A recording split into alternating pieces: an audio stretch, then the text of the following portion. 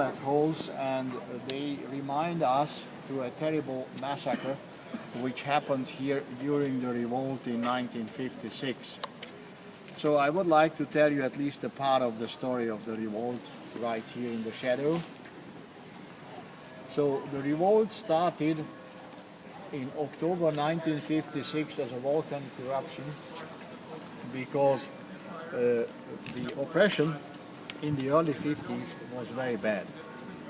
I start to have my own personal memories, let's say sometime 1950 or maybe 51, and I can tell you that even as a little boy it was possible to feel the very heavy and tense atmosphere of oppression and fear, because it was everywhere. It was not only on the streets on the terrible political posters. It was not only in the first grade of school. We could hardly read, but the textbook was already full of indoctrination and the praise of Stalin, who was still alive at that time. It was even at home, because I remember my parents at the dinner table hesitating and waging how to answer my silly questions, not to tell me lies, but still not to get into too much trouble if I happen to talk about those things with someone else. And I also remember that the people were frightened to have the bells ringing at night, because they usually came at night, and the big black car has swallowed someone from the neighborhood forever or for years. One of them was my grandfather, who was taken for 3 years at the age of 66. We lived in the same condominium, so the oppression grew very bad, and more people grew more and more desperate about that situation. And I think in a couple of years, a number of people actually reached the point when they probably said something like that to themselves only, that now I have nothing to lose. Of course, this is a very volatile situation, and the spark is enough to have the detonation. That's why I said it started as a volcanic eruption. The spark came, the eruption started on the 22nd of October 1956, when the students of the Technical University here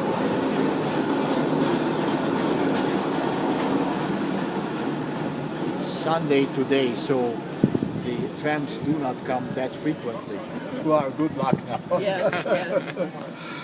So the students had a big meeting at the Technical University, which started with small things, but soon it grew over into a heated meeting where the students started to demand more freedom. And they set up 16 points of demands, like free elections, the withdrawal of the Soviet troops from Hungary, etc. And they also decided that next day they are going to have a march to voice those 16 points. And the government made a mistake. They gave permission for the demonstration, which was the first occasion that many people could come together legally. And the government also felt that the political tension is very high, so they tried to ease the tension at least by giving permission for a demonstration. So the students started their march. Next afternoon, more and more people joined, and as the crowd went to the radio studio and started to demand that the 16 points should be broadcasted all over the country, the state security guards of the radio studio refused that. And as the crowd grew more and more angry, the state security started to shoot into the crowd, and the crowd shot back, because by that time a group of the demonstrants went to the outskirts of Budapest. There was an armament factory, and the workers in the armament factory were also fed up, and they joined the demonstrants, opened the depot of the armament factory, and started to distribute the weapons to the people. And the communist system started to collapse all over the country. The Soviets tried to crush the revolt right on the next morning, but they underestimated the strength of the resistance, and their soldiers were not trained to this city type of fighting. They suffered substantial losses and withdrew. And they started to negotiate about the withdrawal. of the troops, because they really started to remove the old troops which have been stationed here for 2 or 3 years and had a tendency of fraternizing with the local population.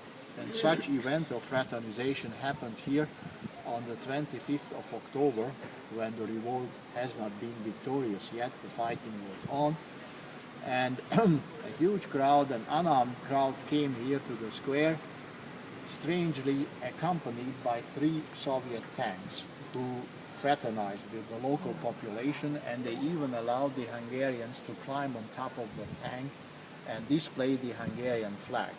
And that has upset the Soviet command, which was in one of the streets over there, and they started to shoot into the crowd without any warning.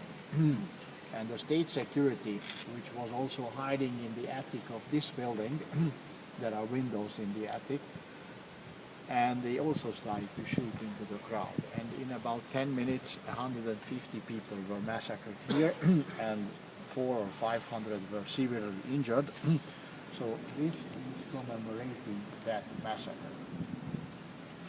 Many people fled to take shelter behind these arcades, so that's why the memorial is here. And that event also added to the desperation of the people, and in about 3 more days the revolt became victorious. A new government was set up right on the first night of the revolt. It was set up actually by the Communist Party, and the Prime Minister, who was appointed by the Communist Party, he was himself a moderate and relatively popular communist, whose statue we are going to visit very soon here, who gradually went over to the side of the revolt. And the new government also accepted the 16 points and declared that Hungary is a neutral country now, and Hungary will cancel its membership from the Warsaw Pact. So the revolt became victorious. And to our bad luck, sheer bad luck, the Suez Canal crisis happened at the same time, which means that the pro-Soviet Egyptian government decided to nationalize the Suez Canal, which was British and French property.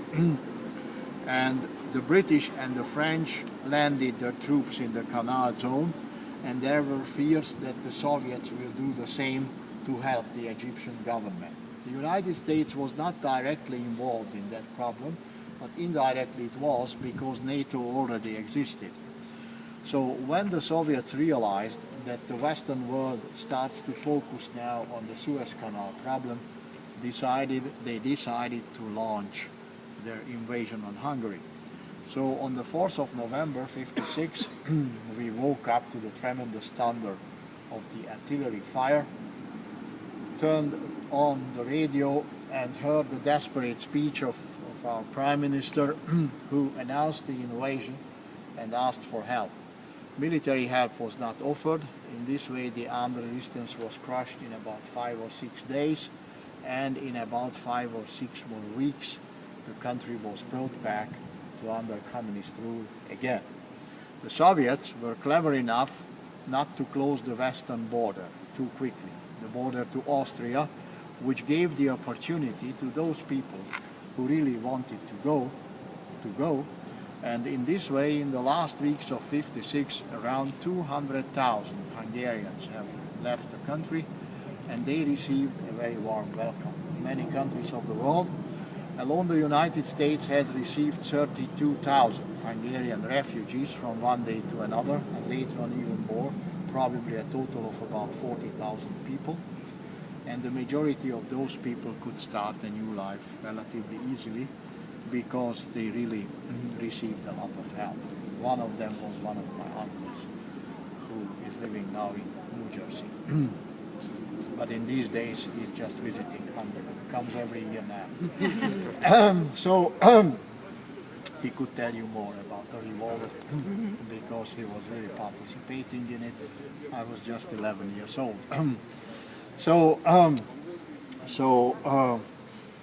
Many people left, but for those who stayed here, a new era of the communist rule has started, which was again pretty oppressive in the first 6 years following 56.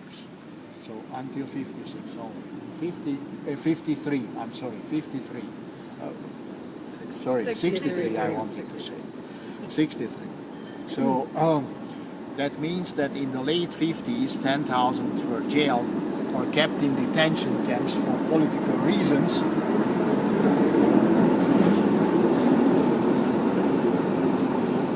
And around 400 people, among them the Prime Minister Imre Nagy, were executed. But that harsh period lasted until 63 only. In 63 a certain thaw has started, which means that after 63 every year life became a little easier, life became a little more colorful, and the political atmosphere eased a little bit, and slowly Hungary turned into one of the most liberal Eastern countries. The other one was maybe Poland. Of course, this was a relative liberalization, but still the political atmosphere in Hungary was much better than in Czechoslovakia or East Germany. I'm not mentioning the Soviet Union, which is a different story. So by the late 70s, Hungary was already called the country of the goulash communism. Of course, not officially here, but in the Western press. But that's another story. So, ladies and gentlemen, let us walk to the statue.